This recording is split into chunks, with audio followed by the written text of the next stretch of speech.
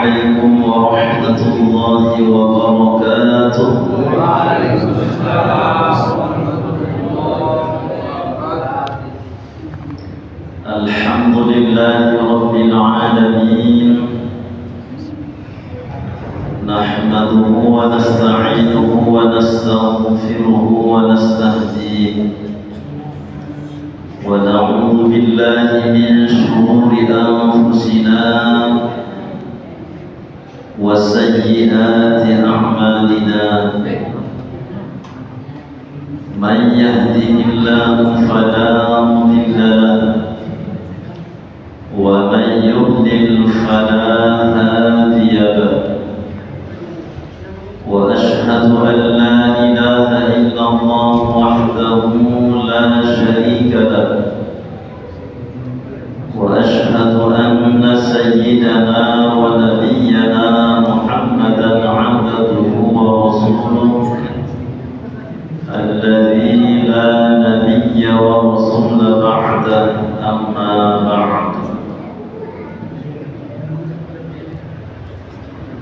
فقال الله سبحانه وتعالى في القرآن الكريم: أعوذ بالله من الشيطان الرجيم، بسم الله الرحمن الرحيم. يا أيها الذين آمنوا اتقوا الله حق تقاته ولا تموتن إلا وأنتم مسلمون. صدق الله العظيم. Bapak Ibu hadirin hadirat yang dirahmati Allah, yang sama-sama kita hormati pengurus Masjid Ikhwanul Muslimin, yang saya hormati semua Bapak Ibu yang berhormati. Mudah-mudahan semua kita yang berada di dalam masjid ini usianya diberkahi oleh Allah, rezekinya dilapangkan oleh Allah, keluarganya dijadikan Allah keluarga yang sakinah, mawaddah, warahmah. Setiap habis sholat 5 waktu, supaya usia berkah, pintu rezeki dibukakan oleh Allah, diamalkan oleh para ulama, baca 3 kali Subhana man la ya'lamu qadarahu ghayruhu wa la yablughul wasifuna sifatahu. Subhana man la ya'lamu qadarahu ghayruhu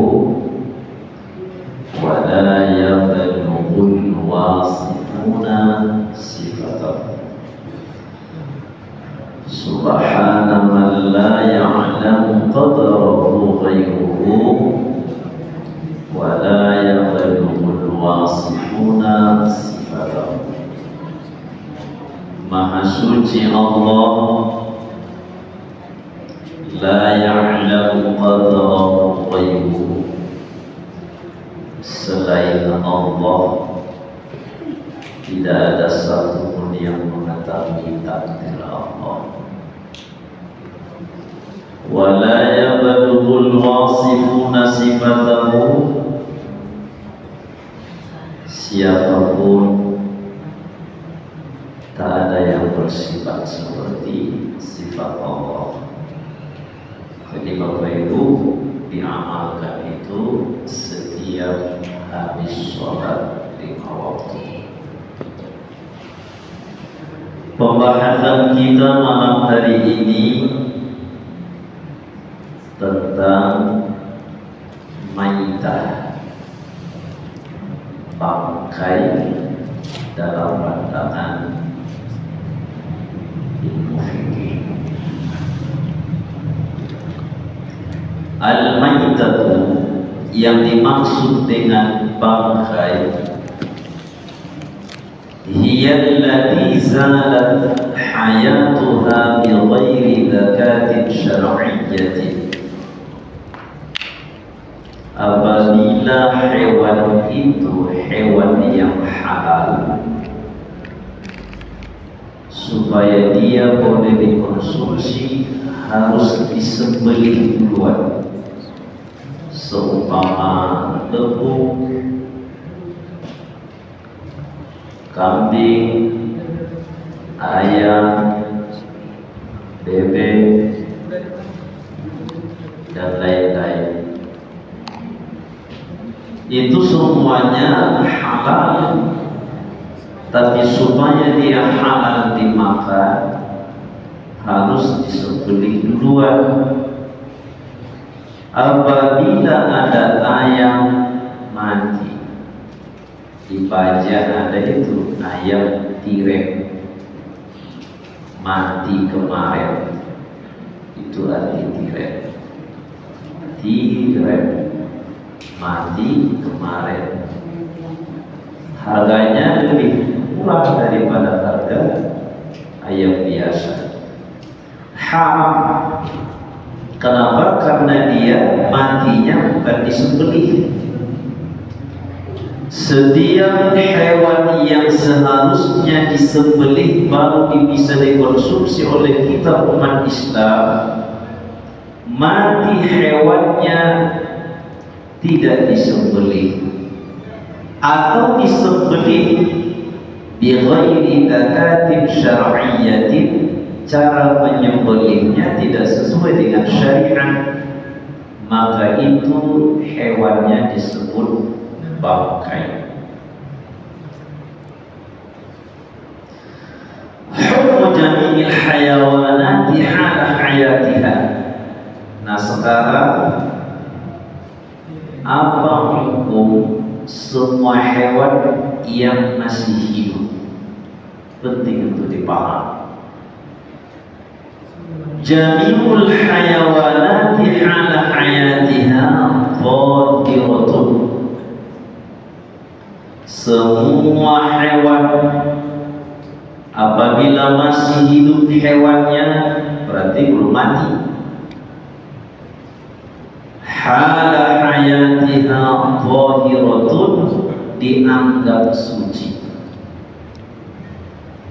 kecuali dua, illal kalba wal khinzira, kecuali kalbun dan khinzir. Kalau kalbun dan khinzir hidup matinya najis.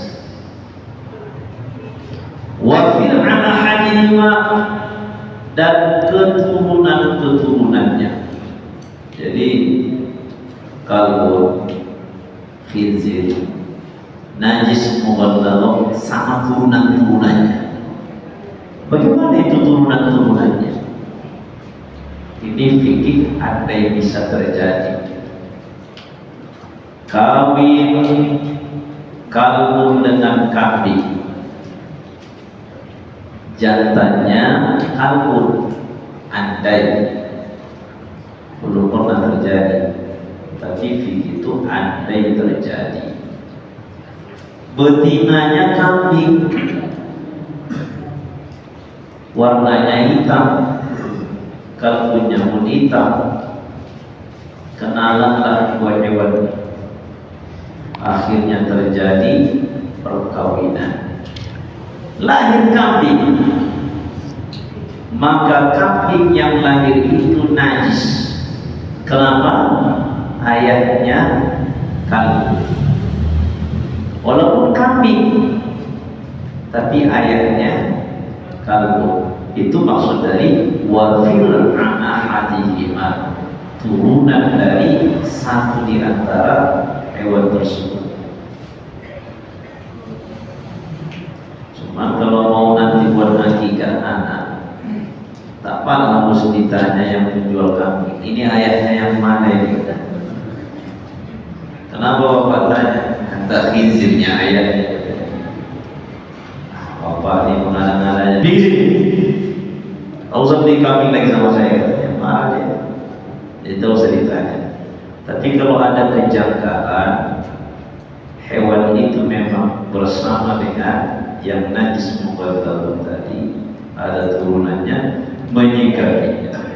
Harus dengan pelajaran ilmu fikih haram itu anaknya. Andai misalkan ada hewan selain dari kalkun dan khinzir hidup, kita pegang dia kan najis. Andai dia misalkan melekat di tubuh kita, tapi dia tidak bernajis, bersih, kita sedang sholat kita sah.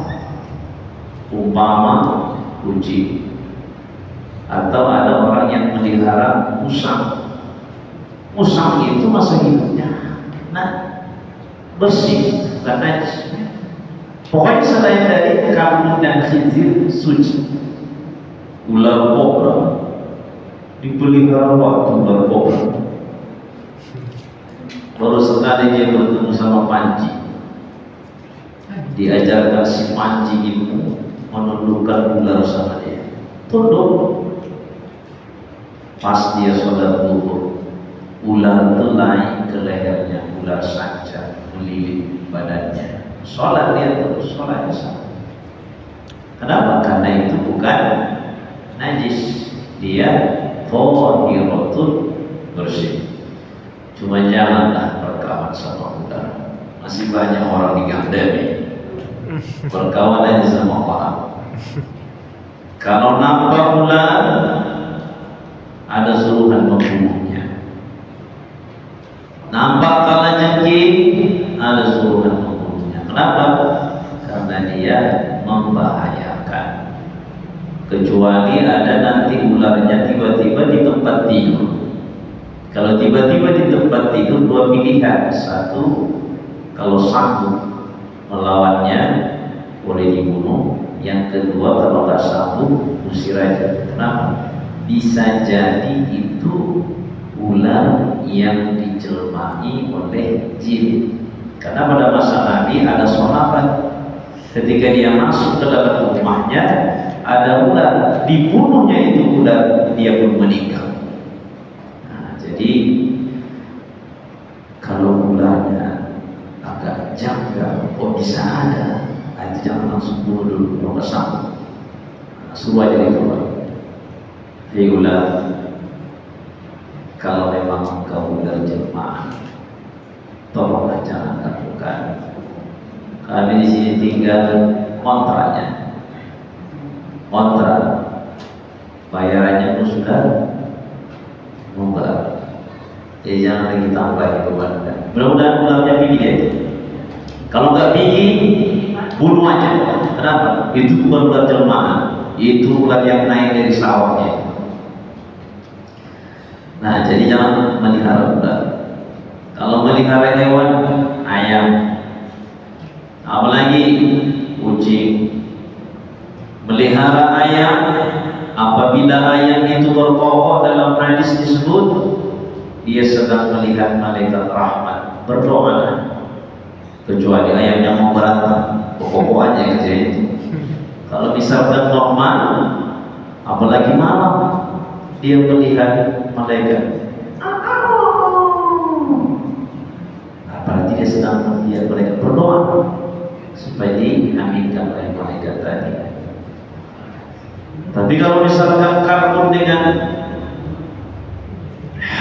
himar, katanya itu sedang melihat iblis. Keledai, inna angkara aswati la sautul hamid. Suara himar adalah suara hewan yang paling buruk. Jadi kalau dia himar mengeluarkan suaranya, kalkun tadi mengokok, mengaum, berarti sedang melihat iblis. Kata Nabi, baca a'udzu billahi minasyaitonir rajim. Jadi ayam pelihara, terus ayam pelihara. Kemudian kucing, setidaknya kucing itu aman rumah kita dari tikus. Kalau usah kucing-kucing yang mahal, harus dibawa ke sawah. Waktu aja nggak pernah ke sawah. mahal, kucing kampung aja. Pelihara itu kucing, mudah-mudahan sekitar rumah tuh yang namanya tikus menjauh. Kalau kucingnya kucing Angora, takut dia sama tikus. Kalau kita takut paling di dirinya. Hati-hati ya. Nah jadi gak seperti Tom and Jerry lagi kejar-kejaran. Udah berkawan sekarang, kucing kelihatan sama tikus. Tapi kalau dilatih itu kucingnya bagus, kucing kampung saja, mudah-mudahan aman. Kami pelihara kucing itu berapa kali saya lihat pakai tikus itu ditangkap kucingnya. Di rumah juga ada ayam, selalu bertelur dia, tapi gak netas. Kenapa? Habis dimakan telurnya. Nah, yang pasti dia berpokok, dia bagus ayam pelihara. Hukmu jami'il hayawanati ba'da mautiha bighairi zakatin syar'iyyah. Nah, sekarang bagaimana hukum hewan yang mati tak disembelih? Berarti ketika disebut hewan mati tak disembelih, berarti hewan itu halal. Kalau disembelih boleh dimakan. Kalau kucing tak harus disembelih. Kenapa? Disembelih pun tak halal kucing dimakan. Tapi kalau kelinci boleh dimakan. Kelinci. Pernah saya melihara kelinci. Tiap pagi saya waktu kuliah dulu ke Panjang. Panjang punya istri, punya anak, masih hanya untuk mengambil sisa-sisa wortel dan saya yang dibuang oleh orang di Panjang. Itu apa? Makanan kelinci. Berkembang biak. Satu ketika saya bawa keluar sore ke halaman kampus UIN Sumatera Utara, kampus satunya. Saya lepas di rumput sebentar hilang. Luar biasa memang maling. Hanya saya lepas sebentar hilang. Kalau begininya melihara kelinci, berdosa-dosa dalam hati. Saya bilang sama kawan, siapa yang mau potong makan kelinci, kalian potonglah. Dipotong rambut kelinci. Saya tak tega makannya. Menyembelih dia bukan tega saya. Kenapa? Karena saya yang pelihara kasihan. Cuma saya penasaran dagingnya rasanya seperti apa. Saya coba, tak ada jauh beda dengan rasa ayam. Ya saya rasa ayam digoreng berantem. Kelinci halal dimakan. Biawak tidak, buaya tidak. Walaupun ada yang buat sate buaya, sate biawak, itu haram dimakan. Andai ada hewan yang halal dimakan apabila disembelih, tapi matinya itu tidak disembelih, kulluha najisatun, semuanya najis. Ayam mati tak disembelih, pakai jadi najis. Kambing mati tak disembelih, najis.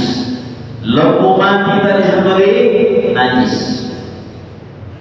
Tapi ada hewan dia tidak disembelih, mati hewannya, tetap dia dianggap suci. Apa itu? Maitatul adamiyyi, manusia. Mana boleh disembelih manusia? Dan dia tak boleh dimakan. Tapi manusia yang meninggal dunia itu bukan najis. Manusia meninggal bangkai. Jadi kita Bapak Ibu kalau sudah meninggal dunia, bangkai. Cuma begitu pun jangan dibilang mau kemana? Menengok bangkai kan? Takziah maksudnya, jangan. Itu dalam bahasa jangan disebut demikian. Tapi kita harus memahami ketika kita meninggal dunia, mau tidak mau disebut kita jadi bangkai. Dan bangkai kita tidak najis. Nah, tak boleh dimakan. Tidak najis.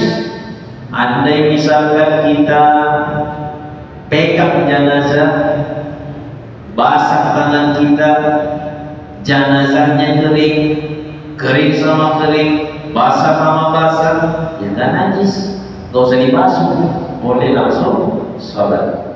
Cuman siapa yang memandikan jenazah, dia sunnah untuk mandi sebelum dia melakukan sholat. Jadi setelah dia mandi, sunnah dia untuk mandi. Bila jenazah, kalau tulus dia melakukan tugasnya sebagai bilal, itu akan mendapatkan pelajaran yang sangat berharga bagi dia. Tulus ditembaknya jenazah. Bagaimana? Itu menyadarkan si Anu ini masa hidupnya begini, bagaimana jenazah? Si Anu hidupnya begini, bagaimana jenazah?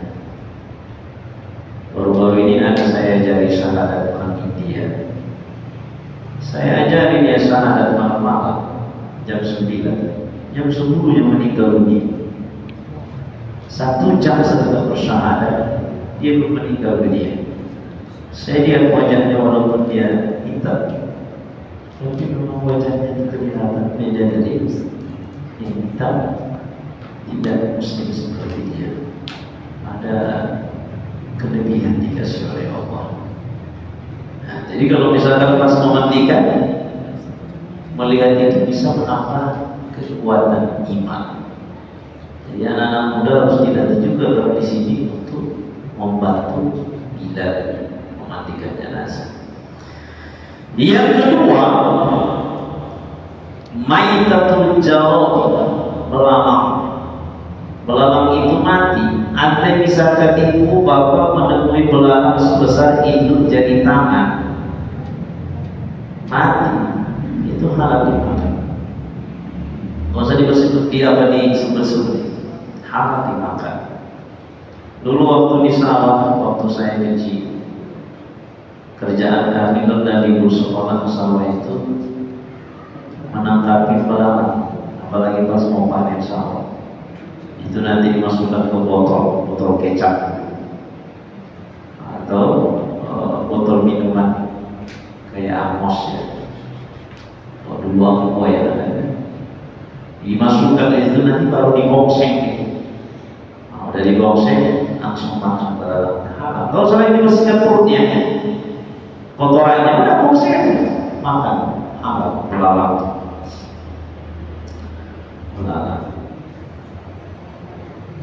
Tapi kami nggak mau makan belalang yang begini, ada begini belalang.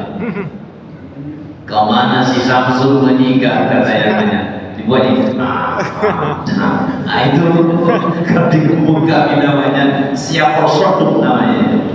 Nah itu gak ada yang mau makan tuh. Kenapa? Geli namanya. Ada yang bilang ini belalang ada hantu-hantunya.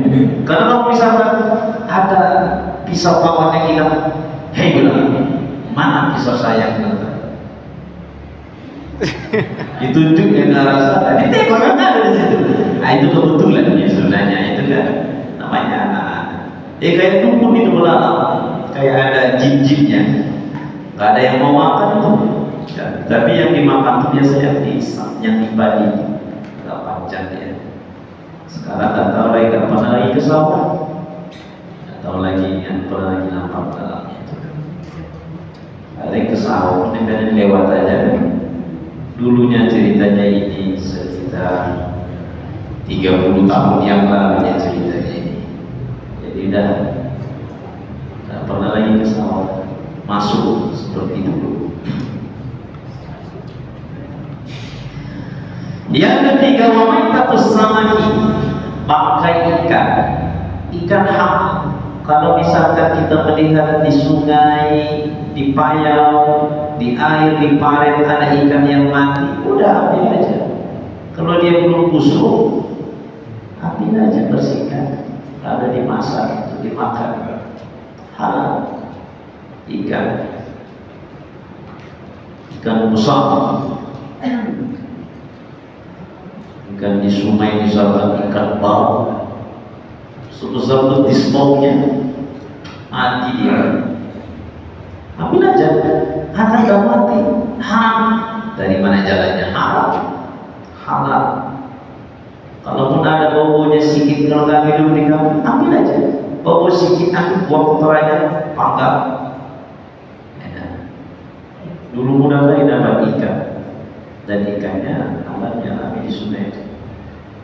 Asal dibuang pancing ke sungai, angkat dapat itu. Kalau sekarang susah, karena diracuni orang, jahat orang, diracunnya sungai itu. Yang mati semua sama anak-anaknya, cicit-cicitnya bermatian, habis. Tapi dulu buahnya banyak di sungai. Waktu kecil tak boleh kami sembarangan ke sungai di kampung karena ada buaya. Dan buaya dulu kalau udah keluar di sungai, dia buayanya keluar mendarat di sungai, berarti itu kode di masyarakat. Ada yang berbuat maksiat di desa, tokoh agama, tokoh masyarakat, cari selesaikan masalah. Dulu cerita ayah saya, harimau. Kalau misalkan ada perbuatan maksiat, naudzubillah dari biasanya lagi dengan perbuatan maksiat tidak halal kan, lewat harimau. Gitu aja, dia nggak ada sama orang, cuma lewat aja. Itu berarti kode. Sekarang belakangan nggak mau lagi buaya keluar, harimau pun nggak mau lewat lagi. Kenapa? Itu aja saja orang. Berarti tidak ada buaya. Jadi dulu masih bersahabat dengan alam. Sekarang kita lihat sudah tak lagi peduli. Dulu harimau ketika dia lewat pakai kode itu. Ada yang tak beres di masyarakat. Maka tokoh agama, tokoh masyarakat itu kerjasama untuk menyelidiki, mencari tahu apa hal yang terjadi di kampung kita ini. Nah, tapi itu udah berubah, udah hilang. Kenapa? Tokoh agama yang dituangkan pun tak ada lagi. Tokoh masyarakat yang betul-betul sebagai tokoh pun susah mendapatinya. Yang banyak tukang tokoh, akhirnya akan terjadi tak lagi seperti itu, berubah semuanya. Jadi ada manusia yang meninggal, itu bangkai namanya, tapi tidak najis. Belalang yang mati, itu bangkai juga namanya, itu tidak najis, boleh dimakan. Ikan mati, bangkai namanya, juga boleh dimakan. Al-hayawanatul ma'kulatu idza matat bidakatin syar'iyyatin fahiya tahiratun. Hewan yang dimakan, hewan yang halal dimakan apabila matinya disembelih itu suci. Baru-baru ini kita berkorban. Macam-macam juga potong korban. Saya lihat ada yang potongnya kayak punya yang potong pisang gitu kan. Lembu itu pun pening. Wah, ini ngeri kali cara potongnya. Seharusnya cara potongnya yang tepat. Ambil pisau, putus. Bismillah, Allahu Akbar, Allahumma hadi udhiyatu, siap. Halal. Di masjid kami dan meninggal tukang potongnya. Satu lagi sakit tidak sanggup. Lalu saya turun tangan, tidak ada apa-apa, putus lembu itu semua. Nah, jadi lembu yang disembelih itu bersih. Bersihnya itu di mana? Maksudnya, ya boleh kita makan. Dan dia tidak najis. Cuma kalau kita kena darah, bersihkan dari darah. Ada dipegang, tak ada darah di tangan, cuma dipegang aja dia dan kita boleh langsung sholat. Kenapa? Karena dia bukan najis. Masih ada ibu mandi rumah Pak? Masih. Ibu masih ada? Masih. Malah tidak banyak nambahnya ibu ya. Ibulah tengok ibu kesedari, pegang, dia nggak ada darah di tangan, angkat dari bawah ke atas, dari atas ke bawah, habis itu langsung sholat, terus saya cuci tangan sah. Kenapa? Karena dia bukan najis. Tapi kalau ada hewan yang mati tidak disembelih, kita pegang dia, kita pegang dagingnya, itu tadi basah dagingnya, walaupun tidak ada darah di tangan kita, tapi memang basah, kita pegang, maka tangan kita namanya bernajis, harus dibasuh baru bisa sholat. Yang ketiga, al-hayawanatu ghairul ma'kulati idza matat kulluha najisatun walau dhubihat. Semua hewan yang tak boleh dimakan apabila dia mati, disembelih atau tidak disembelih, itu semuanya najis. Najis. Kalau najis, jangan mendekat dengan kita, karena dia adalah najis, bisa sholat kita tidak sah. Nah sekarang hukum syar'i dan hayawanat. Nah di salah saja masih kita di kadang-kadang ada bulu kucing. Yang lucunya saya rasa kadang-kadang ini masih ada itu uban orang. Uban. Dari mana itu uban? Dan ubannya itu tak pendek, panjang. Berarti uban ibu-ibu. Kenapa bisa di sajadah laki-laki ada uban yang panjang? Ini berarti uban ibu berhantu juga itu.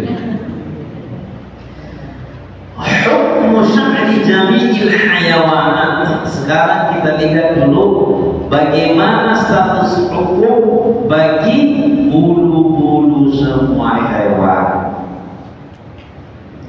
Pertama, sya'rul hayawanatil ma'kulati ba'dal infisali qahirun. Bulu hewan yang halal dimakan terpisah dari tubuhnya tahiratun. Ya kalau misalkan ada ayam lepas itu bulu ayamnya, kita ambil, itu bulu ayamnya bersih, dia bukan najis. Sya'rul hayawanati ghairil ma'kulati ba'da al-infisali najisun. Apabila ada hewan tak boleh dimakan hewannya, lalu bulu-bulunya terpisah dari tubuhnya tadi, terpisah dari tubuhnya bulu itu, dia hukumnya najisun bihukumi najis. Wa yu'fa qalili sya'ri najisin min ghairi mughalladin. Kalau sedikit bulunya dimaafkan. Kalau misalkan ada di sini bulu tikus pula, kucing, bulu kucing, kalau tidak banyak dimaafkan. Kecuali yang dua tadi, kalbu dan khinzir, itu tidak ada maaf. Sedikit banyak, hati-hati ibu. Kalau misalkan ibu mau pakai make up, ada kuasnya itu lembut kali, nah itu coba cabut sakit, lalu kemudian bakar. Kalau dia bau bulu terbakar, berarti itu B2 atau B1. Jangan pakai, nanti nama-nama mirip baik sama hewan itu. Jangan dipakai, harus tahan aja pakai bedak. Jadi kita ini secara tidak sengaja banyak yang memakai itu, maka harus melalui kajian ini sampaikan. Haram tadi. Yang jual sate ada puas, coba dulu tanya, apa jual sate puas apa? Entah. Coba cari sate, bakar, bulu itu besar atau B2. Nah, kok panjang kali, mana pada bulu B2 panjang? panjang, ada yang panjang. Itu yang pendek yang ditengoknya itu, yang lewat di jalan itu yang memimpi kami. Memang agak bodoh nih yang badar-badar tuh kan. Tapi kalau sofa yang dipelihara yang ada yang panjang-panjang, dipanjang lagi dari jenggot bapak. Yang tengok jenggot. Pokoknya dari panjang lagi dari jenggot itu bulu ya. Panjang itu biasanya. Makanya LPPO mengawasi. Ada alat-alat kosmetik, ada bedah, ada makeup, itu harus ada izin dari LPPO. Sekarang sudah ada banyak yang audit kurang tujuh dan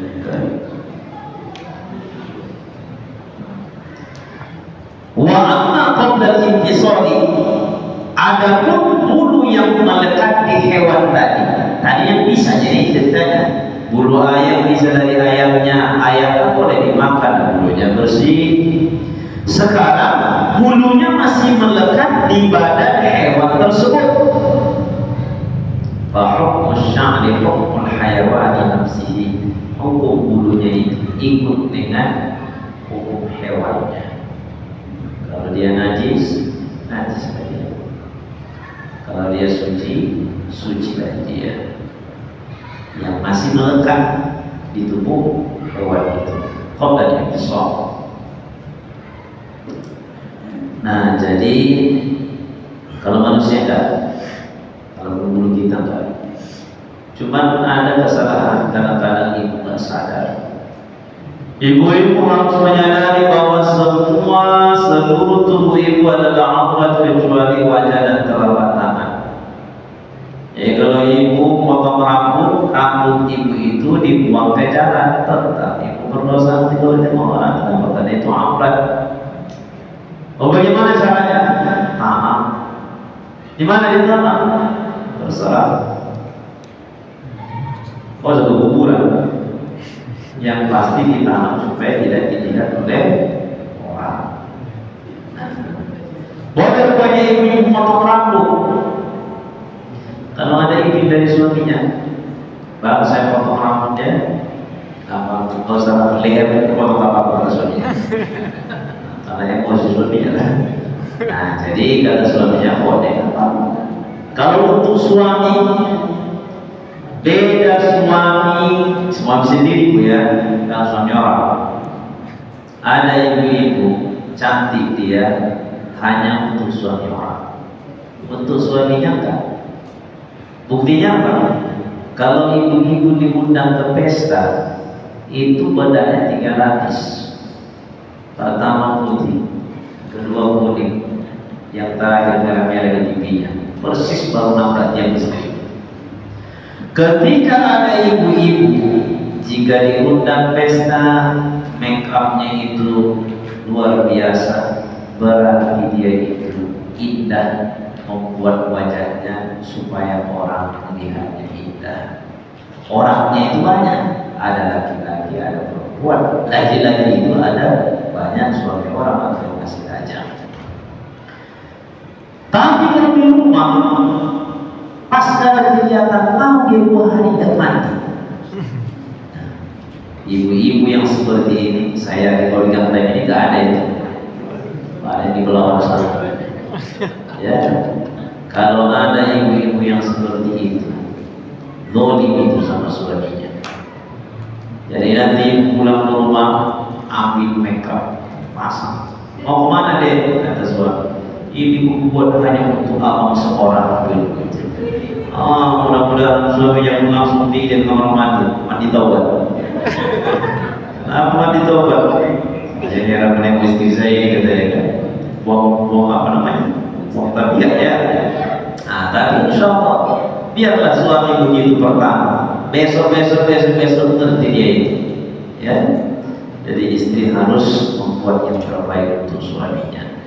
Kalau misalkan si ibu ada izin dari suami potong rambut, ya tak, cuma simpan itu rambut, buang itu rambut, tanam itu rambut supaya tidak dilihat oleh ajnabinya, bukan mahalnya.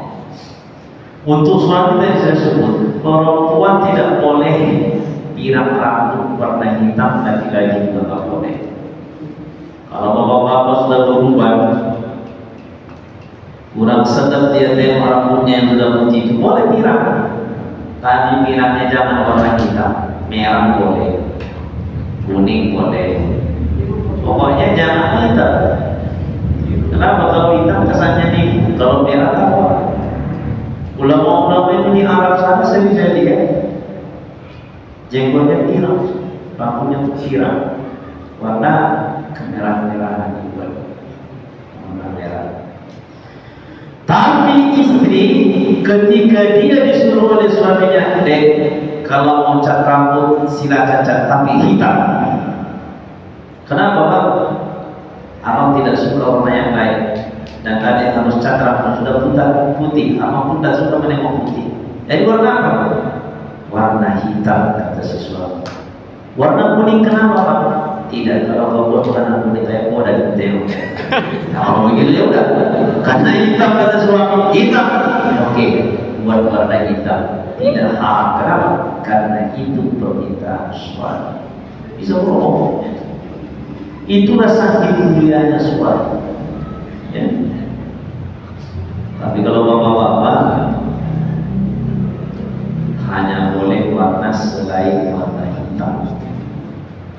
Jangan buat warna hitam. Kalau dibuat warna hitam pasti kayak bapak Ponorogo itu pasti kaca. Masih mudanya katanya. Nah, maka nanti berubah niatnya. Tapi kalau dibuatnya merah, pasti dia tetap menyadari sudah tua. Ya cuma karena nggak biasa nanti pas sholat di masjid Ikhwanul Muslimin ditemui orang aja kan udah beli rawat nih katanya ya kapan juga dia merah. Baik, ada yang mau ditanya sama Ibu? Ya. Assalamualaikum warahmatullahi wabarakatuh. Pertanyaan saya tentang begini Ustadz. Misal ini seseorang berada di suatu tempat, katakanlah di hutan. Kalau di hutan ini kan apabila kita tidak menemukan makanan yang halal untuk dimakan, maka dalam kondisi darurat khinzir boleh dimakan. Nah, tapi pada saat yang bersamaan dia menemukan sebuah hewan, ayam lah kita sebut ayam. Tapi dia mati, sudah menjadi bangkai Ustaz, dan tidak disembelih. Misalnya habis diterkam oleh hewan buas misalnya, atau kena buru panah misalnya. Nah, itu bagaimana Ustaz? Pada posisi itu mana sebaiknya yang dia konsumsi? Apakah bangkai ayam tadi atau dia mengonsumsi khinzir Ustaz? Ini nyasar berarti di hutan wadi.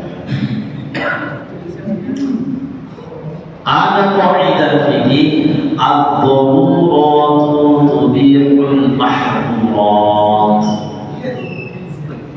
Kondisi yang darurat itu menjadi sebab bolehnya melakukan mahdurat yang haram.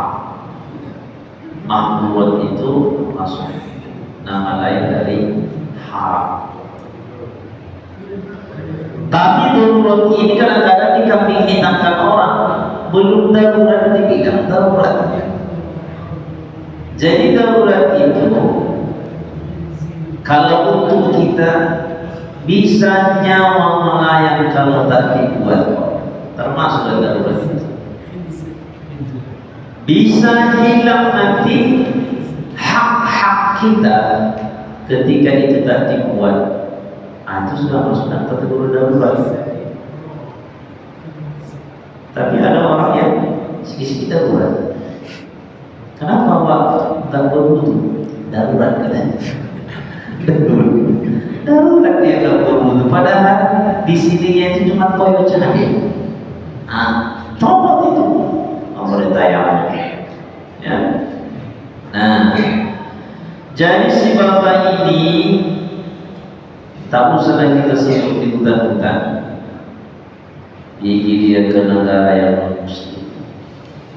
Supaya lebih keren sedikit kan. Ini di hutan mana pun ada habis hutan, ya kan? Udah dibunuh di orang hutan. Dia ke satu tempat di mana tempat itu non-muslim semuanya. Dan makanan mereka itu haram itu seperti yang mereka makan. Kenapa? Karena jelas yang haram aja mereka makan. Kita kalau tidak makan meninggal, nyawa bisa melayang, berarti darurat. Darurat itu bisa membuat yang haram itu jadi mubah, boleh kita lakukan. Jadi supaya kita hidup, waktu hidup ada dua pilihan: jual ayam, jual BPK. Ayamnya itu dijual pasti haram. Kenapa? Karena kita disembelih. Haram juga itu. Keharaman bangkit sama bangkai.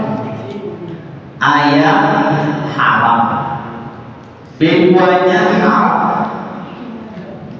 Cuma keharaman ini najisnya itu najis. Satu najis yang mutawassithah, satu yang mughalladhah. Jangan pilihlah mana dia, tentulah yang lebih ringan, sama-sama namanya itu najis yang mutawassithah, yaitu bangkai ayam tadi. Bangkai ayam tadi masuk najisnya tidak mughalladhah. Tapi kalau tidak mughalladhah, makanlah ayam. Tapi ad-daruratu tuqaddar bi qadriha. Ada lagi kaidah yang darurat itu membolehkan diperbuat yang haram, tapi yang haram itu juga tidak sama dengan yang halal. Misalnya, kalau misalkan dia makan ayam tadi segenggam, cuma itu aja, nggak ada nasi, nggak ada apa-apa, cuma itu yang ada makan, dijual orang. Kalau dimakannya satu paha ayam tadi, dan hidup dia, pas dimakannya, cuman rasanya apa? Kata yang itu, manis katanya, manis pula, enak kan? Aku katanya haram. Tidak boleh tahu lagi, karena yang dibolehkan mengkonsumsi itu hanya untuk menyambung nyawa saja. Kalau untuk sampai kenyang kamu haram, nggak boleh. Nah, hanya untuk menyambung nyawa saja, supaya pindah dari tempat itu untuk bisa mendapatkan yang halal. Sekarang tak boleh dia hantam aja.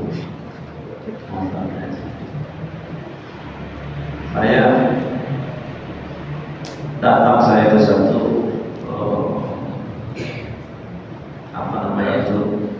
usaha haji bersama. Saya lihat di kulkasnya ayam tapi sempurna lehernya, nggak disembelih. Nah itu Pak Muslim aja banyak ayam nggak disembelih. Kenapa saya bisa memastikan tak disembelih? Orang saya tengok lehernya mulus, berarti itu nggak disembelih. Haram. Kalau itu nanti yang dipilih oleh umat muslim, lalu dikasih makan ke orang muslim, nah itu akibatnya dari kesehatan mungkin sehat-sehat ya, tapi sasarannya ke hati menjadi keras, susah menerima kebenaran. Diajak mengaji juga mau dia, mengaji, penting ngaji. Ada paket YouTube aman katanya. Nah, paling ringan, mudahkan adanya siaran langsung pas ikhwan muslimin. Nanti saya tengok yang penting-penting katanya. Dia nggak tahu kalau suara ustaznya nggak jelas. Kenapa? Karena ada mic-nya. Nah, maka nanti bisa salah paham dia. Dibilang ustaz itu bersyukur pula. Nah, jadi di majelis ilmu itu berkah. Mau dia kenapa? Keras. Kenapa keras hatinya? Karena sudah biasa mengkonsumsi yang haram. Yang terakhir, kata Nabi SAW, ada seorang laki-laki musafir, asnasya al-qawaimut yadayhi as-sama, ya Rab, ya Rab, ya Rab. Kata Nabi, Muhammad haram, makanannya yang haram, wa mashrabuhu haram, minumannya yang haram, wa malbasuhu haram, pakaiannya yang haram, wa ghudhiya bil haram, kenyang-kenyang dia semuanya dengan yang haram. Fa'anna yustajab. Bagaimana mungkin doanya dikabulkan oleh Allah? Jadi syarat supaya doa kita makbul, satu, jangan mengkonsumsi yang haram. Rezeki yang didapat sedikit pun apa, yang penting halal. Kalau sebelum banyak tapi yang haram, sikat sana sikat sini, banyak dapat tapi yang haram, nanti yang korban keluarga. Alhamdulillah. Mudah-mudahan bermanfaat. Kita tutup dengan membaca subhanallah wa bihamdihi asyhadu an la ilaha illa anta astaghfiruka wa atubu ilaik. Alhamdulillah rabbil alamin. Alhamdulillah rabbil alamin. Wassalatu wassalamu ala asyrofil anbiya'i wal mursalin wa ala alihi washabbihi ajma'in. Allahumma anfa'na bima 'allamtana wa 'allimna wa warzuqna ilman yanfa'una bi rahmatika ya arhamar rahimin. Allahumma faqqihna fid-din wa 'allimna at-ta'wil. Rabbana atina fid dunya hasanatan wa fil akhirati hasanatan wa qina adhaban nar. Alhamdulillahi rabbil alamin. Assalamualaikum warahmatullahi wabarakatuh. Waalaikumsalam.